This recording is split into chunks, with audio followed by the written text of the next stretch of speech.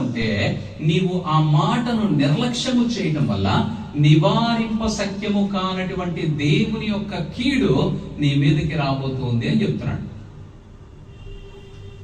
దేవుని డ్యూటీ అంటే నువ్వు తప్పు చేస్తావంటే నీకు వర్తమానం పంపించాలి. ఇజ్రాయేల్ ప్రజలు, ఇప్పుడు మనము రెండు ఒకటే. అప్పుడు ఇజ్రాయేల్ ప్రజలు, ఇప్పుడు మనము. దేవుడు ఇజ్రాయేలీల ప్రజలు తప్పు చేస్తూ ఉంటే ప్రవక్తను పంపించాడు, న్యాయాధిపతిని పంపించాడు, నీవు తప్పు చేస్తున్నావని చెప్పించాడు. ఆ తప్పుకి వారు లొంగి దేవుని క్షమాపణ అడిగి దేవుని వద్ద వారు ఆశీర్వాదం పొందుకుంటే వారు తిరిగి బ్రతకగలిగారు. వారు తప్పుని ఒప్పుకోక ఆ తప్పులోనే కొనసాగినటువంటి వారందరూ దేవుని యొక్క నాశనమునకు గురవలసి వచ్చింది. ఈ వర్తమానాన్ని దేవుడు నీకు కూడా పంపుతున్నాడు. మరి నువ్వెలా నిర్లక్ష్యం చేస్తున్నావు దీన్ని? ఏమంటున్నాడు అక్కడ? కటాక్షము గలవాడే తన దూతల ద్వారా వర్తమానము పంపుచూ వచ్చెను, ఆయన పెందలకడ లేచి పంపుచూ వచ్చినను వారు దూతలను ఎగతాళి చేయొచ్చు. ఏమిటి దాని అర్థం? నీకు చెప్పిన మాట నీకు హృదయములోను నీ జ్ఞానములోను నీ జ్ఞాపకములను లేకపోవటమే ఎగతాళి చేయటం.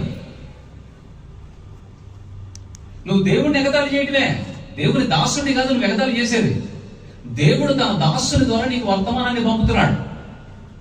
నువ్వు దాన్ని నెగ్లెక్ట్ చేస్తే, నువ్వు కేర్లెస్ గా దాన్ని విడిచిపెడితే, ఎవరిని నువ్వు నెగ్లెక్ట్ చేస్తున్నావు? ఎవరిని తృణీకరిస్తున్నావు? యెహోవా కార్యమును అశ్రద్ధగా చేయవాడు శాపగ్రస్తుడవును గాక అని చెప్తున్నాడు కదా. యెహోవా కార్యము తన నోటి మాట ద్వారా నీకు చెప్తున్నప్పుడు ఆ మాటను నువ్వు గ్రహించకపోతే ఎవరిని ఎగతాళి చేస్తున్నావు? నువ్వు దేవుణ్ణి ఎగతాళి చేస్తున్నావు. వాళ్ళు ఏం చేశారట? దేవుని వారు దూతలను ఎగతాళి చేయించు, ఆయన వాక్యములను తృణీకరించుచు, ఆయన ప్రవక్తలను హింసించుచు రాగా.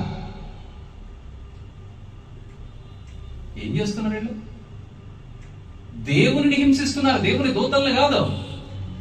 దేవుడు ఒక వ్యక్తిని నియమించుకొని ఆ వ్యక్తిని నిలబెట్టి తన మాటను చెప్పమని పంపినప్పుడు ఆ వ్యక్తిని ఎవరైతే తృణీకరిస్తున్నారో, ఎవరైతే ఎగతాళి చేస్తున్నారో, ఎవరైతే హింసించేటువంటి ప్రయత్నం చేస్తున్నారో అది లిటరల్ గా దేవుణ్ణి హింసిస్తున్నట్లే. అందుకే కదా ఆయన అన్నాడు, నిన్ను ముట్టువాడు నా కనుగుడ్డును ముట్టి వానితో సమానమని. ఎందుకు మాట్లాడుతున్నాడు ఆ మాట? మనుష్యుని తన కనుగుడ్డితో ఎందుకు పోలుస్తున్నాడు? తన మాట చెప్పమని పంపించినటువంటి సేవకులని ఎగతాళి చేయటం అంటే, వారిని హింసించటం అంటే, వారిని నిర్లక్ష్యము చేయటం అంటే ఒకటే. నువ్వు చెప్పినటువంటి మాటని వెంట్రుకు మొక్కతో సమానంగా నువ్వు లెక్క చేయటం. ఏం చెప్తున్నాడులేండి? చెప్పాడులేండి, దేవుని శాపం వస్తుందని చెప్తుంది వాక్యం. If you are not listening the word of God, if you careless about the word of God, you will be cursed అని చెప్తున్నాడు. ఎంత జాగ్రత్తగా ఉండాలి. నిన్ను రాజుగా చేయాలని కదా ఆయన నిన్ను పిలుచుకుంది. రాజుగా నిన్ను నడిపించేటువంటి ప్రయాణంలో తన మాటకు లోబడితే కదా నువ్వు రాజుగా నిలబడగలిగేది. దావీదును రాజుగా పిలిచాడండి, రాజుగా అభిషేకించాడు.